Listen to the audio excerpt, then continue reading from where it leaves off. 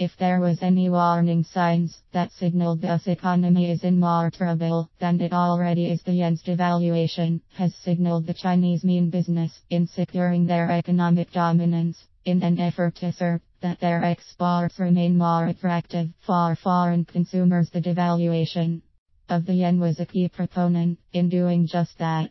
It is important to note that unlike the United States, China is not saddled with the enormous debt that is now strangling the US economy. But the downside of China is the fact that they do have very severe internal problems that could very well prolong the dominance of the US dollar.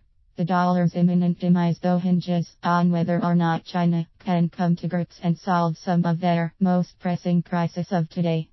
Their internal problems are pretty much universal of any industrialized nation. But the fact is that China is facing a much more expansive difficulties, even in light of the fact of the yen's devaluation. China today has one of the worst environmental records to date. Too many of their waterways, rivers, and lakes are so polluted. Much of China is faced with acute freshwater shortages. Air pollution in so many cities, like Beijing. The population on many occasions are forced to wear face masks in order to just go outside. The smog is so dense, at times the reported illness have put a constant strain on much of their medical communities. Then there is a housing bubble that could burst at any moment. The similarities between the United States and China today are striking. Much to the chagrin to the communist leaders, there is an income disparity gap widening at this moment in China. Though this gap is not as pronounced as it is in the United States, but it is growing more every year.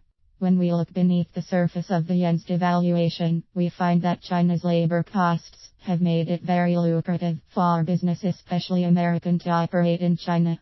Lower cost labor and the yen devalued make it really more economical for China to spur their economy through their exports to every corner of the world. This move by China has made it more affordable and profitable for the Chinese to reap more financially. With the Fed still keeping interest rates at or near zero, have done nothing to spur economic growth here in the US. Sure, near zero interest rates sound appealing for businesses to borrow more, but that borrowing has not translated in expansion and growth. Through in all the QE measures from the government and the Fed, still that economic expansion hasn't happened. Many businesses either have hoarded that infusion of capital or used it to move operations outside the US for cheaper labor costs, for more profitability. What China has done is essentially put the pressure on the United States, if the US wants to have the dollar remaining as the world's first currency, in order to avoid an impending financial catastrophe that is currently unraveling. There has to be a total, almost radical reform of monetary policies. We have to remember that China, even with all their internal problems, is now the world's number one holder of gold. They have been scooping up vast amounts of gold for years. This while the US has been selling almost all our gold reserves. When assets like gold are sold, a business, or in this case the United States, invariably lose more in credibility than what is gained monetarily by its sale. Our fractional reserve banking system today has only decreased the value of our own dollar, increased inflation, and has made the economy all but stand still. So when you have China devaluing the yen while amassing vast tons of gold in reserves, is a real indication that the yen will in fact become strong, while the dollar will lose its credibility, because there is nothing really to back it up. Believe it or not, China's currency manipulation by devaluing the yen actually has had the reverse effect, in that the yen has risen by over 33% in exchange rates. Devaluing the yen is actually a means of making room for market-based pricing.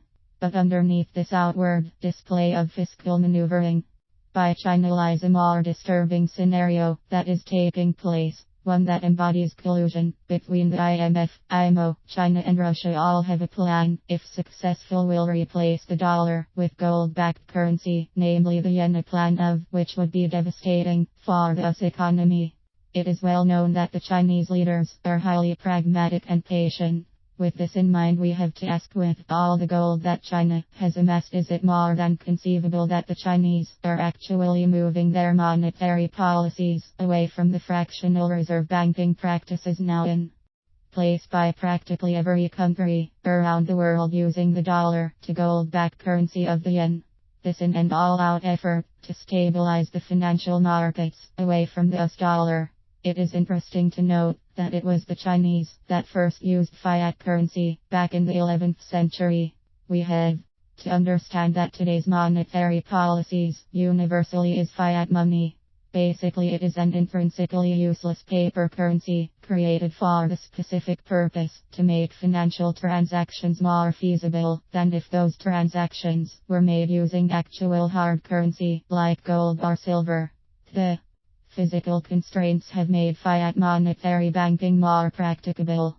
But ever since the 1930s, the dollar has not been backed up by gold or any other precious commodity. As a result, the only thing that is keeping the dollar somewhat solvent is the promise that the US will be able to pay its debts.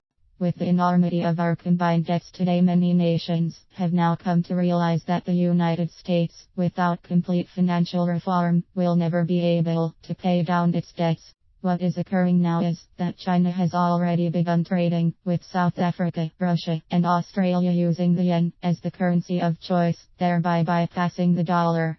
The United States foreign policy has opened up a sort of Pandora's box in that our imposed economic sanctions against Russia, where many in Europe are totally against, has made the Eurozone take a deep dive. Meanwhile, the United States continues to act like a bull in a China cabinet by continuing sanctions after sanctions against Russia. With the currency manipulation that China has done just shows that the United States foreign policies and sanctions have only cost American jobs and have kept our own economy from the expansion that was expected. The exact opposite from what was intended has occurred from the interventions of our government and the Fed.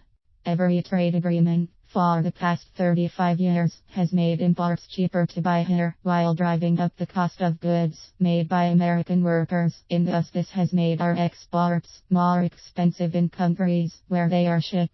This is the biggest factor why our trade deficit has increased and have made it more lucrative for more manufacturers and companies to either move overseas or close up shop here in the US. What we have already seen is that our trade agreements have already cost millions of US jobs. With this TTP agreement ready to be a fixture of American foreign policies, the prospects for America are devastating.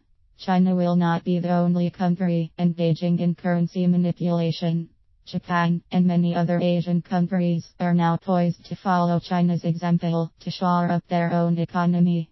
It has been the failure to address currency manipulation and undervaluation that has been the major cause, the enormity of our trade deficit, and the continued decline of manufacturing middle-class wage jobs. If the United States bullies its way and proceed to ratify the TTP, our economy will only get worse while China's economy will stabilize, providing they can solve their most severe internal crisis. It has been the failure of our policymakers to really understand how devastating currency manipulation can be for our own economy. Is it any wonder why China has now embarked on a pro-domestic economic growth policy? It is also interesting to point out that the TTP agreement is actually modeled after the US-Korea trade deal, the KORUS. Our well-meaning bureaucrats in Washington said it would lead to the creation of tens of thousands of American jobs, when in fact it further stripped away tens of thousands of American jobs. Again, the exact opposite happened of what that trade deal was originally designed to do. More questions have to be asked. How is it possible that our leaders of state are so inept at negotiating foreign policy that would actually not offend or do more harm than good? With world leaders convening at the United Nations this September, many of whom are now poised to circumvent the US dollar using the gold-backed currency of China as the currency of choice, it is imperative that the United States make reforms and offer in-depth solutions to the growing discontent that American foreign policy has been doing to the economies of the world.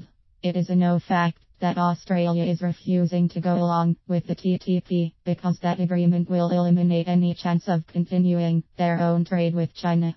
Will we ever get it right so that the dollar regains its credibility, or are we doomed to suffer the consequences of the inadequacies of our policymakers? One thing is for sure is that the United States cannot continue to travel down the path we are on.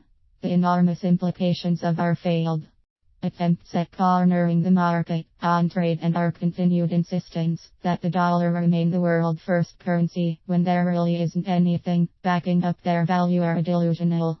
It is time to implement national economic reforms 10 Articles of Confederation before it really